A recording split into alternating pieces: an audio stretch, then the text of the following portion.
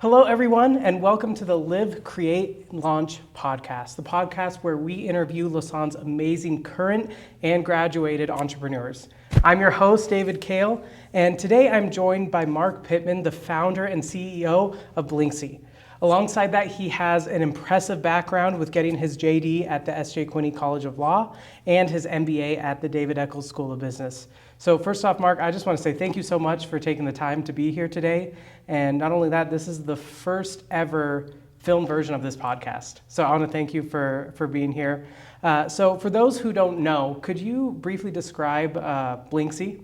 Yeah, totally. Well, first, thanks for having me. Excited to be the first one on camera, I guess. Hope that works out for me. And I look the way I'm supposed to. Let me tell you about Blyncsy. So my story starts at the University of Utah, continues at the University of Utah, and was exemplified by the University of Utah. So I started the company after getting stuck at a traffic light here on campus. I'd left the university campus late one afternoon. It was kind of rainy, cold in March. I got stuck at a traffic light, and for the first time in my life, I questioned how the traffic infrastructure works, why I got stuck at this traffic light. And the next day in my operations class, I got a little bored, and I just emailed the city traffic engineer and said, hey, what's going on? And that really got the entrepreneurial bug going for me. I had been involved in Lassonde and some other things, but it was like the first time that I really thought, hey, maybe I should do something to help out, to kind of work on this. So our technology was really focused on using publicly available data sets collected for another purpose and recycling or upcycling those and using them to help government transportation infrastructure professionals improve the world today. We started really focused on traffic signals and pivoted the business throughout the COVID pandemic into a really cool application using dash cam imagery to inspect road surfaces to support autonomous vehicle and human-enabled driving across the world. Gotcha. And that kind of brings me to, within entrepreneurship, especially a lot of the people watching this are student entrepreneurs, they get probably thousands of those little ideas. So how do you know when you get that kind of little spark of, this is a difficult problem for me, or this is an issue and I want to do something about it? How do you sort of differentiate that versus, this is just an irritation versus this is an idea really worth pursuing? Yeah, it's a really good question. So I think, a couple of things are true. One is everything can be a business if you want it to be a business bad enough. The question is, should it be a business? And should it be the business at the right place at the right time, right? These things are all really interconnected variables. One of the examples I like to think about is, you could open a lemonade stand tomorrow, right? You can make a business out of that. Is there a need for more lemonade? Is there a shortage of lemonade? Is there less access to lemonade? No, but are you potentially meeting supply and demand somewhere that it hasn't been before? Probably yes, right? So there are opportunities to do this. On the irritation side is a really good way to think about this. You want a problem that matters, at least to you, but probably to someone else. And for me, it's always been a function of what kind of business are you wanting to build. If you want a venture-backable business, the lemonade stand's probably not the direction you're gonna go, right? If you're looking for a lifestyle-enabled business, if you wanna build something that's gonna make your life really comfortable, grow into something really major, maybe that is. And so really it's a function of the right place and the right time, both for you, mentally, environmentally, socially, politically, all of the variables that are involved. But we really need to get down to how big is this pain point? How many people does it impact? And what's the opportunity there to meet that demand? There are many little problems that could be solved, but they might not be worth solving. There might not be enough money to justify the capital and the energy investment to solve that problem yet today. Gotcha. And so when it comes to sort of assessing demand, how do you do that? If I have an idea that I want to take to market, that I could see viable taking to market, how would I assess demand? Yeah, that's a great question too. Think about who you're trying to target, right? So let's say, for example, you're building a lemonade stand. Right? Go back to the lemonade stand business. You're going to look in your neighborhood and figure out, hey, where should I be putting this? Some of the data sets that you're going to use are very openly available. You might overlay public data like census data to say, okay, what's the income level in a given community? What are the demographic factors that might get someone to buy more lemonade? Is it hot or is it cold on a specific day? What's the average temperature? There's lots of public data sets out there to do this. What I see entrepreneurs do time and time again is they find excuses to justify the creation of their business. And that's fine. We have to do that over and over again. But there's a few factual things you've got to get right. Knowing your addressable market is one of them. If you make that up, if you are fictitious about that, if you convince yourself something's there without doing the hard work of actually assessing there's a market, you're going to run into a hard spot at some point. You might get lucky. Many of us do get lucky. Luck's an important part of the journey here. But ultimately, you're going to try and understand is that deep-seated market understanding. And so that also gives you an opportunity to step back. There's lots of inexpensive tools. Survey tools are really important here. But you need to reach out to people. You need to get in front of people. You need to get out of your friends and family You don't want a bunch of yes people telling you that what you want to hear, right? Because that's the same thing you're doing to yourself, is convincing yourself, hyping yourself up. This is the thing that needs to be sold. Here's who it needs to be sold for. You need third-party agnostic information to validate that. Gotcha. And so that's actually like a huge kind of issue that I've seen, with entrepreneurs, is that sort of confirmation bias, when you have an idea. And how do you, I guess, avoid that confirmation bias, where you try to start looking for things that make it viable when in reality it might not be, viable or wanted? Yeah, I mean, I think one of the important things is look for people who are willing to challenge you and question you, right? When I meet with entrepreneurs all the time, I like to start with, hey, please don't take anything that I say as offensive. I'm trying to help you build a better business. I'm going to ask really critical questions of you. I'm going to question your assumptions. I'm going to push on them aggressively because I want to help you. And that help is really trying to help you look at things in a way, in a new light, in a new perspective. So I think that's part one, is get some good advice, get some good advisors, get some good mentors. There's so many of them out there, particularly in and around the Lassonde community and the University of Utah campus. The second piece, though, is you just don't want to admit it. And so you got to be honest with yourself, right? Hey, if I really kind of cut some corners here, I called 10 people and they all told me what I wanted to hear. I'm good to go. That's enough. You have to have a sense, right? I mean, if you're selling multi-million-dollar enterprise software agreements, it's going to be much harder to find 1,000 people to validate this. If you're selling lemonade, it's going to be much easier. So make sure you're doing the work and you're honest with yourself about this, because throughout your entrepreneurial journey, that's the one thing you're going to find really quickly is if you're not honest with yourself, if you're not in tune with yourself, if you can't trust yourself, you're going to find yourself in a really difficult position very quickly. Gotcha. And then kind of going back to Blyncsy, you started it, while you were in school. So what was one of the biggest challenges starting Blyncsy while you were still in school? Yeah, that's a great question. I think there's no bigger opportunity than to start a company in school for a couple of reasons, right? Here I am, fast forward a decade later, right? You've got a family, you've got responsibilities, you've got a mortgage, you've got bills to pay. You have none of that when you're in school, particularly if you're starting kind of early in your career.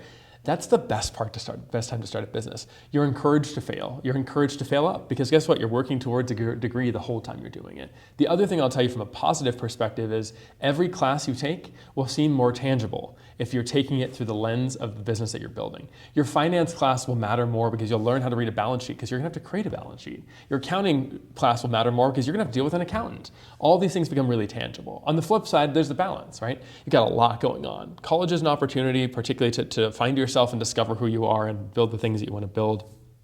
Understand how you want to invest your life. So how do you find the time in the day?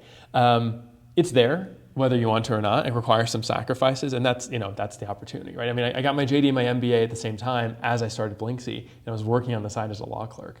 Now, I tried to put together my schedule in a way to support the business. I was taking classes both in the law school and the business school to support the company that I was building and the work I was doing on the side, clerking for a corporate startup law firm was helping me learn the skills to incorporate my own business and move that along. So use your education as an opportunity, as a tool to build this, right? I mean, that's what we've created Lassonde for. It's what it's built for. It's what it's encouraging you to do.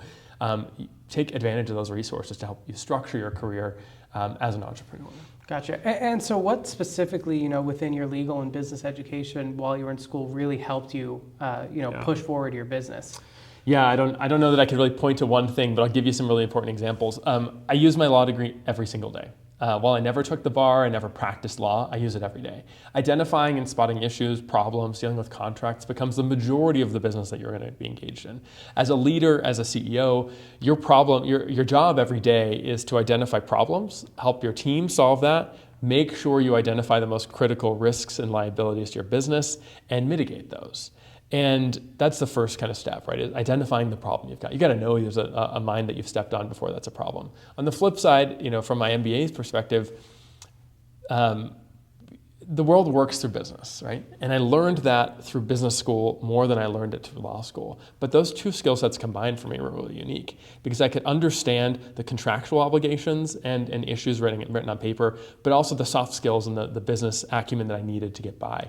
I understood and had conversations with VCs about EBITDA and could understand a pro forma and could build those things out very quickly and easily in a way that I wouldn't have been able to had I not had those skills previously. Gotcha.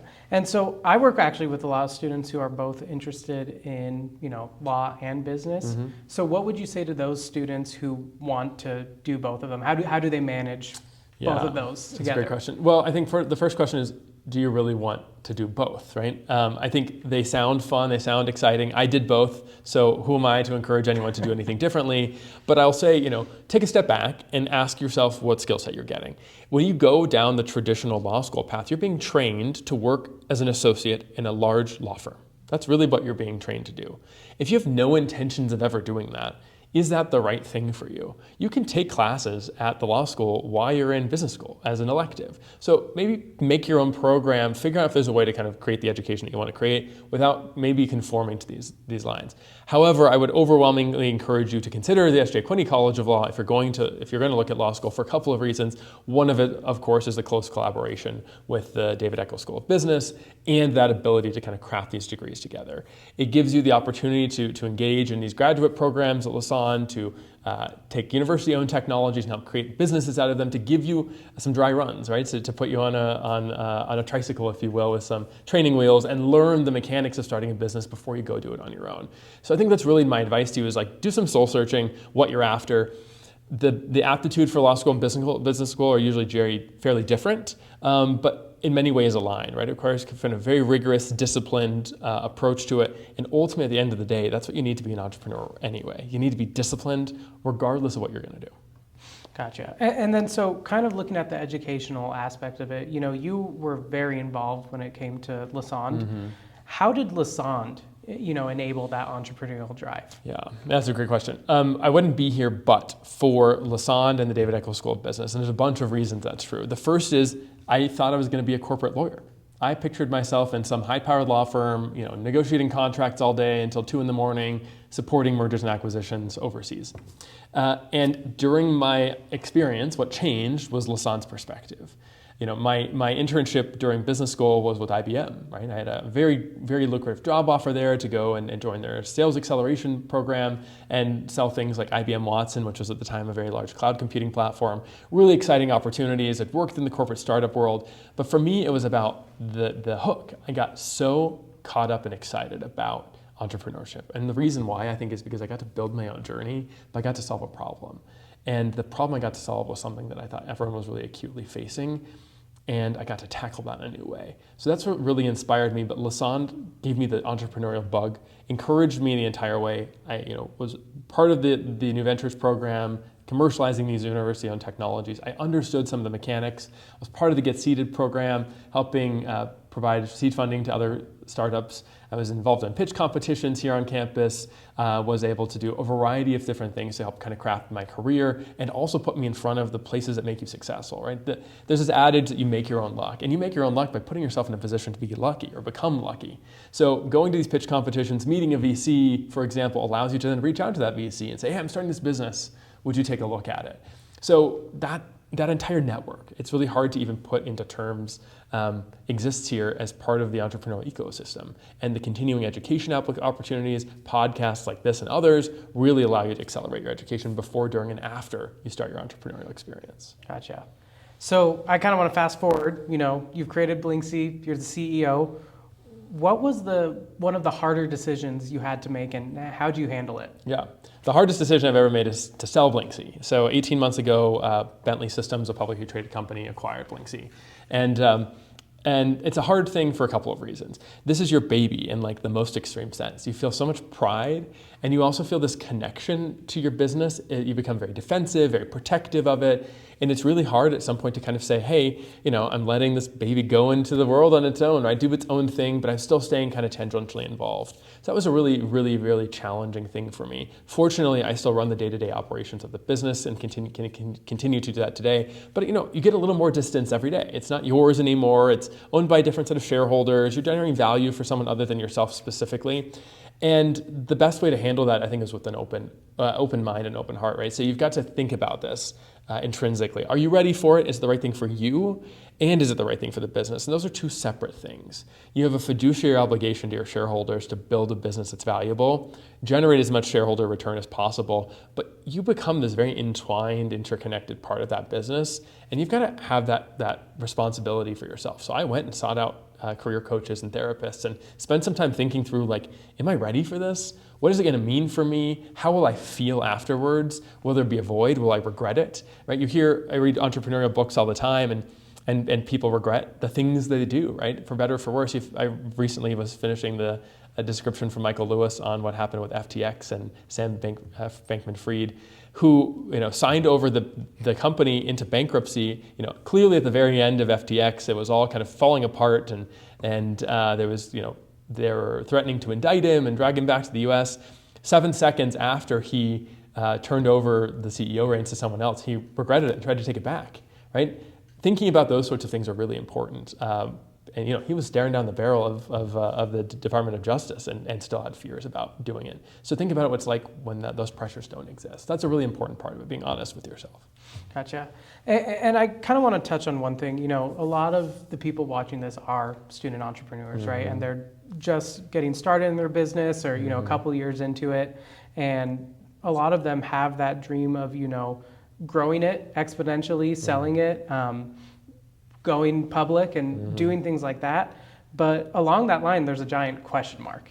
How do you get there?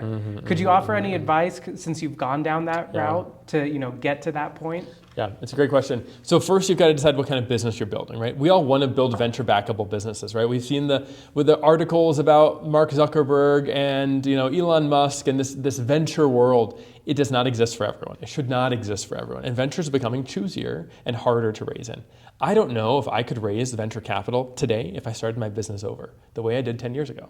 It's a different world than it used to be. So that's like one of the questions to ask yourself. However, I saw a recent analysis that said we expect to see the first billionaires with one-person employee companies because of AI. So there's opportunities that exist today that didn't exist when I started the company 10 years ago. It wasn't that long ago, right? So think about that from that perspective. What do you actually need? Are you chasing the fame and the money and the idea, or are you chasing what your business actually needs to be successful? Those are two very different ideas, and we often conflate them and we justify one with the other very often. But ask yourself that question. Is the problem I'm solving, is the idea that I'm trying to tackle here really, really that compelling that it needs $100 million of venture capital? And if so, why do I need $100 million of capital? Is it to grow faster? What's that prerogative look like? So take that step back and look at that first. The second piece is success begets success, right? So start small and compound. Every time you compound that little success, right? You have one sale, turns into 2 sales, turns into 4 sales. That's how this works. At the end of the day, you got to take big steps back, look at the fundamentals. If you have a good product, if you have a good offering, if you have a good go-to-market strategy, those are the economics. You put those together and you find ways to accelerate that. So the fundamentals really, really matter. Don't get lost in the hype. Don't spend all your money buying office furniture. Focus on the fundamentals. Gotcha. So in the beginning, you mentioned, kind of scratching your own itch, but then also assessing that others do have that itch in order to make a viable product. So one thing that I kind of want to point back to is, say, for example, you're able to assess an itch that's there that you might not have, you might not be as passionate about, but you are able to assess it. Is that business any different than, a business that you kind of have skin in the game, as it were? Yeah, it is. It is for a bunch of reasons. The first of which, I keep going back to the same concept, which is be honest with yourself, right? You have skin in the game, therefore do you want it to succeed? Or are you afraid of losing something? Like, what's the driver here that's causing that success? I think it also means the more skin in the game you have, the more honest you need to be with yourself. And if there's others involved, you need to be honest with each other, because you've got to build a business and build a team together, right? So, let's go back to the lemonade stand example. If you're building that with your family, then they are dependent on you, right? You're part of the team. There's a lot more at stake there. And so think through those implications before you jump into something. Think about the relationships, the interplay with the other people that you're engaged in, but don't overthink it. Entrepreneurship is hard. Everything points to no. Everything will tell you, go find a corporate job instead. And for many people, you probably should, right? But if you're going to be crazy enough to jump into the entrepreneurial world, which I really encourage you to do, then that's how you should really start. You should frame everything in that perspective of, do I want to do this? How badly do I want to do this? What's driving me to do this? What are the implications of me doing this? And using that as kind of context-based awareness for making that decision. Everyone's in sales. Whether you're the kindergarten teacher trying to tell the kindergartner to sit down and listen, whether you're a stay-at-home mom trying to convince the kids at home to do what they want, whether you're training your dog and trying to convince your dog to do something. Everyone's in the business of sales, whether we want to do this or not. The faster you recognize and realize that, the quicker you can come to the realization that you are the best evangelist for your business and for the idea. You will have to sell it. You'll be selling yourself, you'll be selling your soul, you'll feel like a used car salesman, and that's what you want to be doing. And if you're not there, if you can't get there, you need to reassess. Why? Why am I shamed? What am I embarrassed about that would keep me from putting my whole heart and soul in this? Let's address those issues first and then dive in against this problem. Gotcha. And then, in terms of being a salesperson, what advice would you give, to be better at sales? Because like you said, everything, is at some point sales. Yes. You can sell so many people on yourself. You don't even need a product. People will buy something from you just because they feel compelled to buy something from you, right? These really charismatic salespeople that we engage all the time and you hear all the time. You may even run into them. They might knock on your door and try and sell you knives or solar or whatever the application is. Sometimes you're like, it's not the pitch, it's the person, right? I'm connected to the person. That's an important part. And in the beginning, founder-led sales drive everything. Now remember that founder-led sales are biased, because people know no one is more passionate than you, no one's more excited than you. Many people around you want to support you, right? Your grandparents will come and buy your lemonade from your lemonade stand to support you. Don't take that as an indicator of what's going to happen in the broader world. That's a really important variable. But also use that to funnel and support your gall to go out there and get stuff done, right? It takes a lot of ego in like a natural way. You've got to build yourself up and convince yourself it's okay, because you'll get shot down more times than you'll be successful in the beginning. And so you need to flip the script on yourself and say, every one that I win is worth 100 times, and every one that I lose is worth 1 time. And so I'm outnumbering myself just by the number of wins. So you can have continuously the energy to go out there and do it, because it just takes practice. It takes repetition. And honestly, it really sucks when people say no. And so when it comes to, you mentioned kind of having an ego, and I just kind of want to hear your thoughts on this. Do you think that there needs to be, not too much, but a certain level of narcissism when it comes to sales? Yeah, I do. I feel really strongly about this, actually. In Utah, we have this very strong conviction about being humble. And I push back against that notion pretty strongly, particularly in entrepreneurship. And the reason why is humility is separate from the ego in my mind. You can be both humble and confident. And there's a balance there. And you need to be confident, because if you're not confident, people won't buy what you're selling, right? There needs to be some of that. There also needs to be some narcissism, because the world will tear you down until you can't. Everyone will say, oh, congratulations, good job. And they're like, well, that's never going to work out. And you know it, and you feel it, and you sense it when you interact with them. And you've got to defy that expectation, right? That's a really important part. At the same time, you've got to be humble and honest with your customers, with your users, with your investors, with your team. But you've got to be confident in leading them, right? You've got to show them the path forward. I found so many opportunities and times in my career where I was the only positive one left, right? And you can out-positive yourself, but most of the time that's not the case. You need to be that shining light. You need to pick a direction. Whether you have one or not, you just need to pick one and go for it. That takes incredible amounts of belief in yourself, and to a degree some narcissism, to be so full of conviction, this is the right thing to do, and find it the direction to be successful. Gotcha. And so how would you suggest, you walk that line between, full narcissist to, having that necessary narcissism for sales? Yeah, honestly, you'll never walk it. You'll be like a drunk man stumbling, right? You'll be on one side of the line today and the other side of the line tomorrow. And, I used to jokingly say we'd wake up in the morning and think we were going to be billionaires. By 11 a.m., we were going to be bankrupt. By 2 o'clock, we were going to be trillionaires, and by the afternoon, we were just going to be okay, right? You go through this experience every single day in a startup, so don't expect that to be different. I think, doing a lot of work on yourself is really important here in the process. You need to be very reflective. I'd highly encourage everyone to get a coach or a therapist of some sort to walk and process these things with. It's also important to build a founding team that can be open and honest with each other with. If you build a founding team of 3, there's a good chance that 1 or 2 of you will not be with the business anymore in 3 years, right? It's really, really taxing, it can be really challenging, and you need to have that honest dialogue. So you will waffle from one side of the spectrum to the other side of the spectrum, and that's okay. But be nice. No matter what you do, be nice. Gotcha. Yeah. So when it comes to, leading people, what's the most, first and foremost, unexpected lesson you learned about leadership? Yeah. The most incredible thing about people is they will surprise you if you give them the chance to surprise you. So we as founders in particular have this need to control, right? We have an idea, we have a picture, it's in our head. We're really bad at articulating what we want sometimes. We're not great at delegating all the time. If you give your team the resources, the education, the time, and the attention, they will surprise you in ways you never thought possible, right?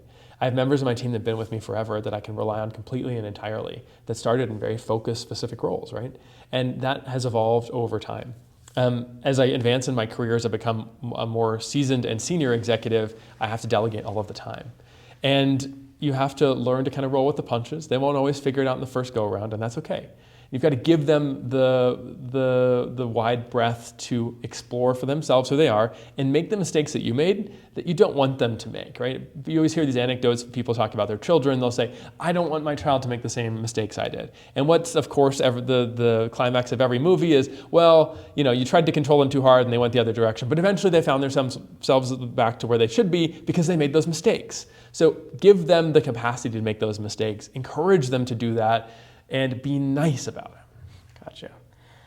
And so how do you balance, when it comes to entrepreneurship, right? Mm-hmm. How do you balance calculated risk versus playing it safe? Yeah, so if you're going to be an entrepreneur, you're never going to be playing it safe, at least in this extreme example. And this is really a unique question of financials. If you raise venture capital, you have some financial capacity to not play it so safe. In fact, venture capital wants you not to. I had a conversation with another entrepreneur this week, and I said to him, I have a belief that every venture fund should set aside $50,000 for the CEO of every company they invest in as a failure fund. If that company needs to be shut down, if it's not working out, the VC should say, here's 50 grand for you to walk away. We should pay you to quit. Why? Because we want you to take risks.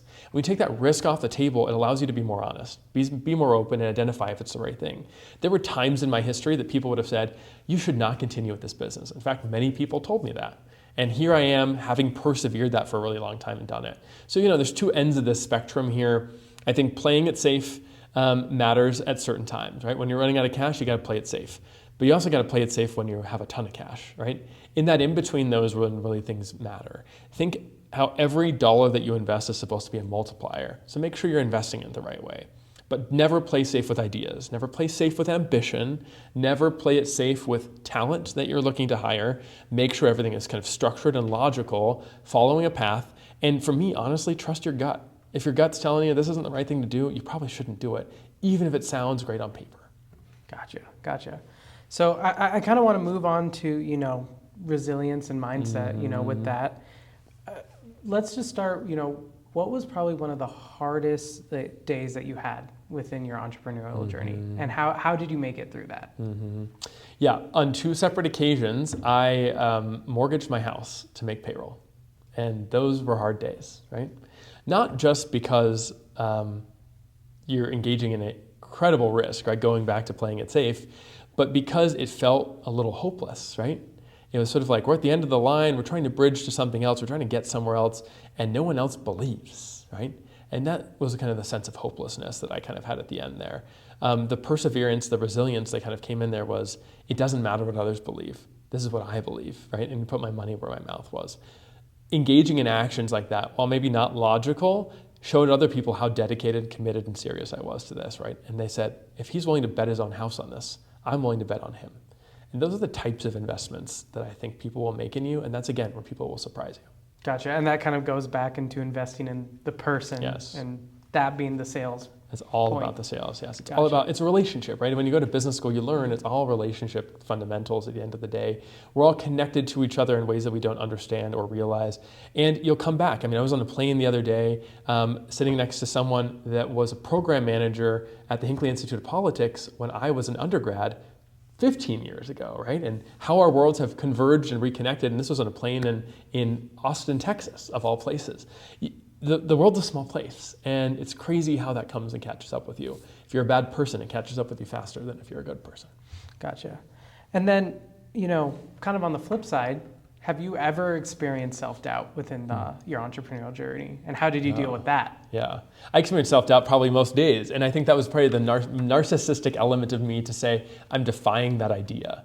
Because you have to think to yourself, why am I doing this? And if you think to yourself, why am I doing this? You'll question why you're doing it to begin with.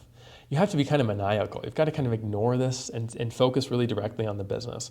So take that self-doubt and break it in parts. What is making you feel doubtful? What do you have control over? What do you not have control over?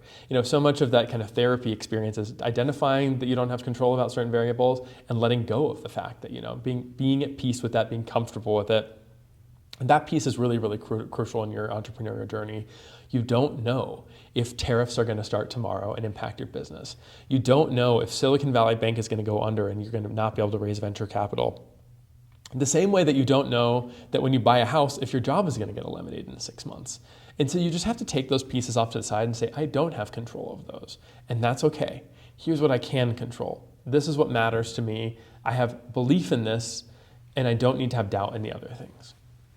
Gotcha. And then, with entrepreneurship, you went from selling your business to, prior mortgaging your house. So there's a lot of ups and downs. Mm-hmm. How do you deal with that? Yeah, it's very challenging. I think it's also the fun, right? You can go to a business every day, to a corporate job, and you can do the same job day in, day out, and it will look pretty much the same.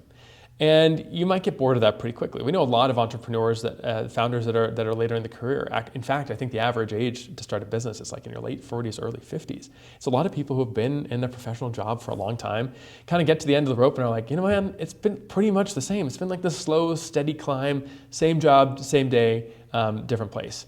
So you got to take a step back and ask yourself, all right, can I ride the wave as a surfer? Or am I going to be drowning in the waves? And at what point are you comfortable? I know a lot of entrepreneurs who feel like they kind of stumbled into entrepreneurship and don't feel like they're equipped for the job that they're in. That's okay.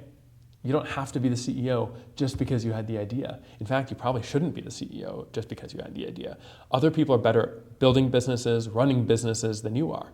There's a role for you that's crucial, and that might be as a COO or the CTO, the Chief Product Officer, or some other title or portion in the organization. You might not even be in the C-suite. You might have a really crucial part of that corporate identity. And that's an important part for everyone to think about for themselves. What is it that matters to them? Where do they want to play? And letting go of the things that don't matter to them or that aren't important to them or that are hindering the business from growing. You are the business's best accelerant, but you're also the thing that will hold it back. Think of yourself as kind of that lever, right? And you have a responsibility to look at yourself and say, am I the right person for this job right now? Or should I be doing something different with my time? You also need to think about this from your own perspective, right? Kind of Maslow's hierarchy of needs. I've got all my material needs met. I'm at the top of the pyramid here. What's the most efficient thing and the most economical thing I can be spending my energy on to generate fulfillment for myself? And that may or may not be that business anymore. So make sure you're thinking about that in your business. Don't give up on it, but be honest with yourself. Gotcha. And then within your entrepreneurial journey, what personal sacrifices did you have to make? Mm-hmm. Yeah, I mean, your family is the one who always suffers the most, right? I mean, I worked a lot of, till 10, 11, midnight at night. I spend 129 nights a year on the road, even today. There's a lot of things you miss, right? Birthdays and funerals and other things that are important to you. So, there's a cost here. You don't have to make all of those sacrifices, but that also comes at a cost. So you've got to think through that and be prepared. Is this the right thing for the right stage in my life? Now that I'm later in my career, I'm not yet ready to start my next entrepreneurial journey, but I eventually will. And for now, that's okay, right? I'm in this in-between period where I'm very comfortable and happy with where I'm at. My life is in a different balance, but one day that will change again. And so you've got to be reflective internally and understand what that's going to look like from a sacrifice perspective and from an opportunity perspective. Because for every risk, there is a reward, and sometimes those rewards are smaller than you thought the risk was. Gotcha. And I'll kind of ask largely, now that you're in the position that you're in, was it worth it to do those sacrifices? I think so, absolutely. It's always hard to look back in life, especially for me, and say I made a mistake or that something wasn't the way it was. I'm a big believer that things happen for a reason and that I am the person I am today because of all the sacrifices that I made. I think I have been incredibly fortunate. I got incredibly lucky. I built a company with an incredible team that a publicly traded company found a lot of value in and acquired for a lot of money. And I kind of got to be a story of success by virtue of a lot of the hard work that we put in, but also through a lot of luck. And I think that's an important part to be reflective of, right? Is we got lucky, but we also got lucky because we're in a time and place where we could get lucky. I had resources like Lassonde to put me in a position to be there. I got to go to graduate school. I got to get in front of these entrepreneurs to begin with to be inspired. I got to raise venture capital. Those opportunities do not exist the world over, right? To even be born where I was born, to go to school where I was born, those give me exceptional opportunities to be successful. And you've got to, take a step back and think about that. Particularly think about that when you're at that stage in your career when you have the opportunity to get back and support those institutions that brought you to where you are today. So looking at the bigger picture and entrepreneurship, what do you think today people misunderstand about entrepreneurship? Yeah, that's a great question. I think everyone thinks today everything moves really fast and everything's very magical, right? That if you start a business, if you build a cool product, it will sell itself. That's never, ever, ever the case, right? I mean, there are companies that have raised billions of dollars and shut down. There are companies that will raise billions of dollars and shut down. And they will have the best of intentions and still not do it. Let's go to FTX, right? Really good example. These effective altruists was the idea, right, that Sam Bankman-Fried and others had. They wanted to generate as much capital as possible in order to use it to generate as much social good and impact as possible. That was a really noble intention. They got lost, and partially they got lost because they took depositors' money and they used it for their own personal gain, not necessarily knowingly or sort of intentionally, but they did. And as a result of which, this business that was transformational for the crypto industry fell apart. And that's an important thing to remember is everything requires infrastructure, everything requires investment, everything requires power, everything requires engagement, and it's just not magic. You're going to have to really sell your soul to build something that incredible. And if you talk to any billionaire founder out there, if you listen to what they talk about, look at the sacrifices they make. Look at the work they put in. Most of them still work all of the time. Is that what you want for yourself?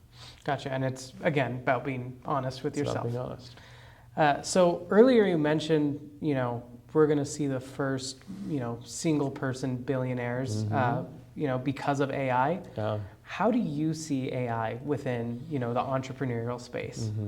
It's both an exciting and scary time to be an entrepreneur because of AI for a couple of reasons. One, it feels like everything you build can be replicated by someone else very quickly, right? That's okay.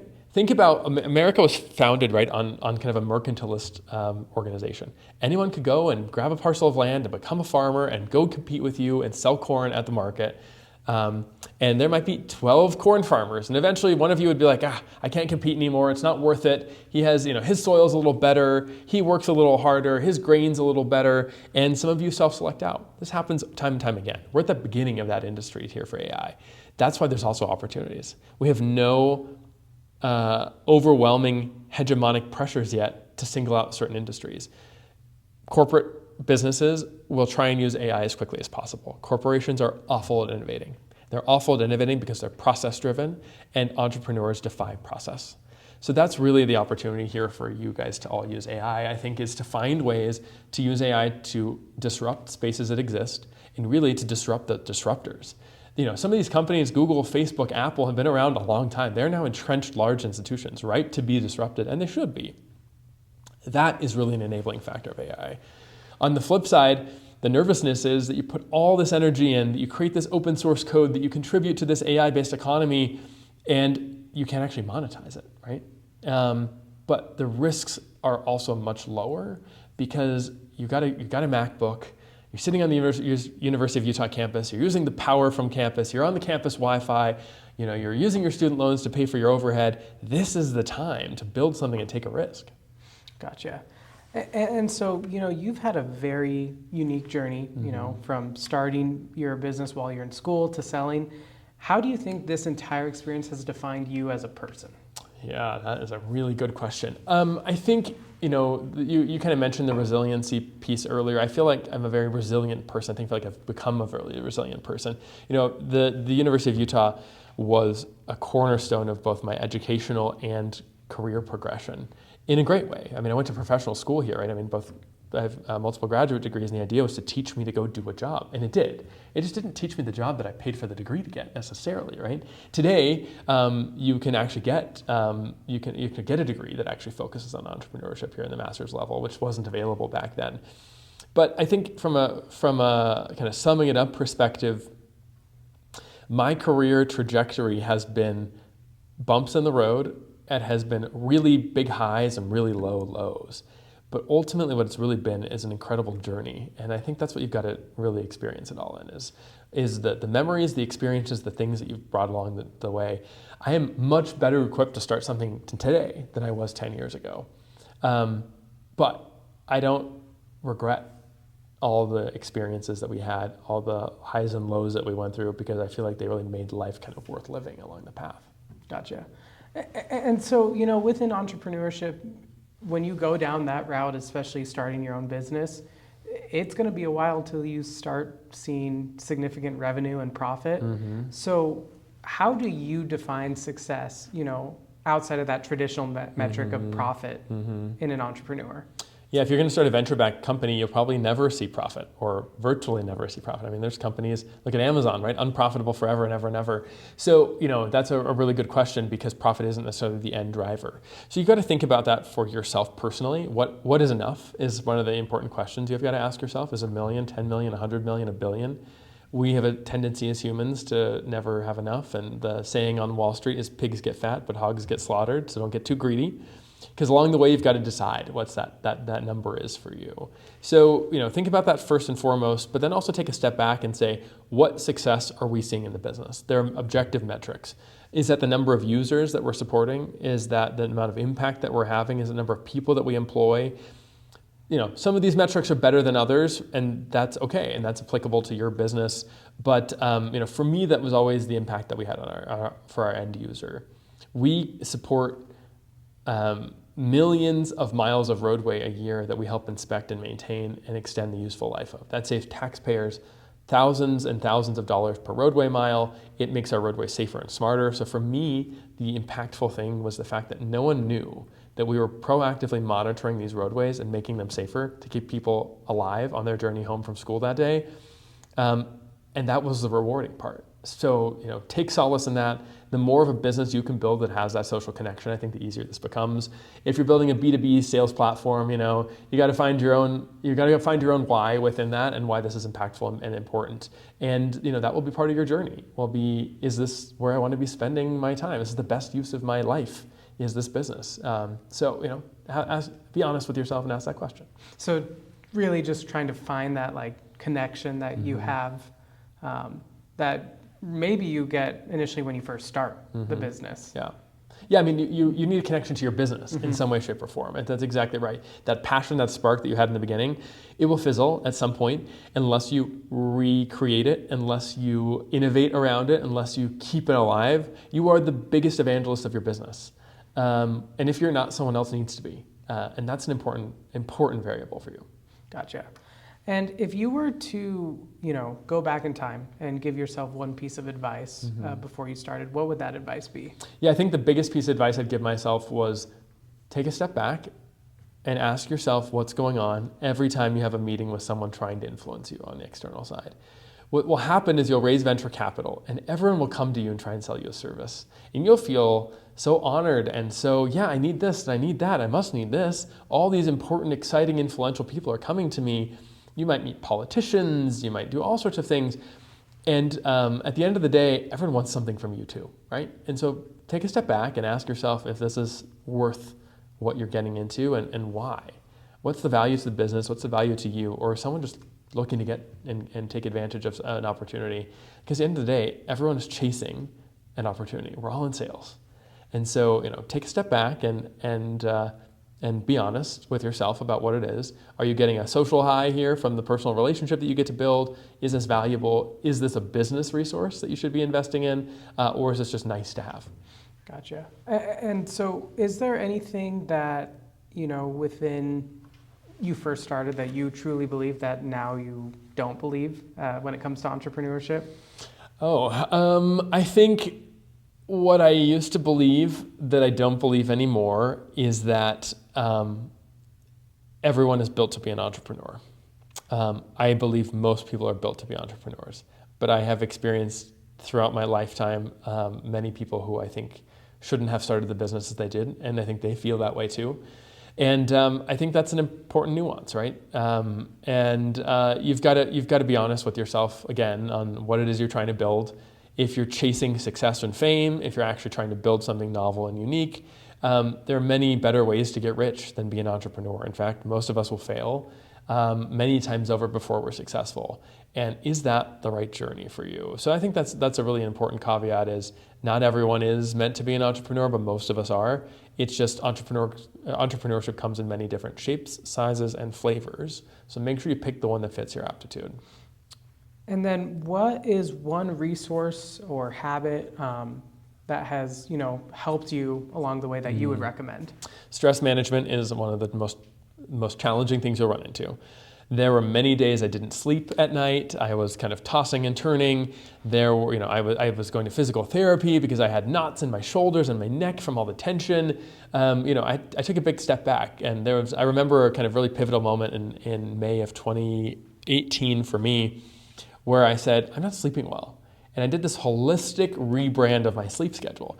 I bought a different mattress. I bought a different bed frame. I put a fan in my bedroom. I bought blackout curtains. I was like, I need to prioritize my sleep.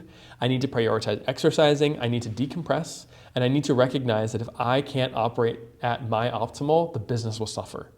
That was a really, really crucial understanding for me, is that you are the biggest success and holdback of your business's success.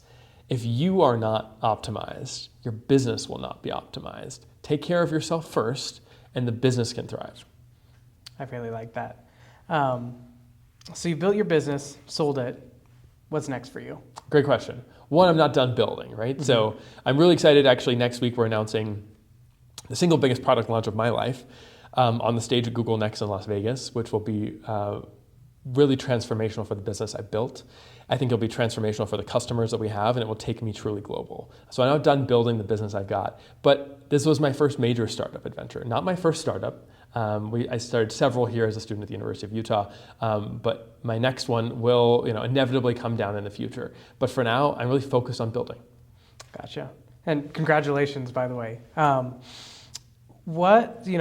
we kind of wrap up everything and within this discussion, what's that one piece of advice you would give, that one takeaway from this conversation that you'd give to, a lot of the student and young entrepreneurs out there watching this? Yeah, I think the theme that's harkened through this entire discussion today is this idea of honesty. And it's about being honest with yourself. And many of you at home might be watching this and listening and saying, what does that even mean to be honest with yourself? Let's walk through some examples. You've been in a social situation where you've been pressured to do something, or everyone's doing something, and you think to yourself, this is not cool. I don't know why everyone likes this, but you did it anyway. You weren't honest with yourself about that, right? Or let's take a scenario in which you were telling yourself you liked something or wanted to be participatory just because you felt like you needed to. We do this a lot in our social interactions, right? We feel pressured and engaged. Your parents want you to become a doctor, so you go to medical school and then you drop out to do something differently. You've got to be honest with yourself along this entire journey. Why? Because you're wasting your life if you're not being honest. And at the end of the day, you need to figure out where rubber meets the road for you. And hopefully that is at a place that derives the most amount of personal value for you. And maybe you should go be a marketer for a Fortune 500 company for a while and then build a business in marketing. Maybe you should go work for Jamba Juice before you create a lemonade stand. There are so many ways to create your journey. Just because your friends on Instagram are doing it in a specific way doesn't mean it's reality, right? There is a whole veneer around everything that's been projected to us from other people, through the media. Even this interview today, right? It's curated based on the experience I've had over 10 years, the time I got to step back and reflect. I bet if we dove into the deepest, darkest experiences I had and actually were truly honest about those, I might give a different interview today than I have. It's because I'm coming in happy, excited to walk through this experience and provide this feedback that I'm giving you this lens. So be honest with yourself, because it really, really matters how you spend your life. Perfect. Well, I want to say thank you so much for taking the time. I learned a lot. I'm hoping the people, at home learned a lot. And if you're watching from home, thanks for watching, and be tuned for the next episode.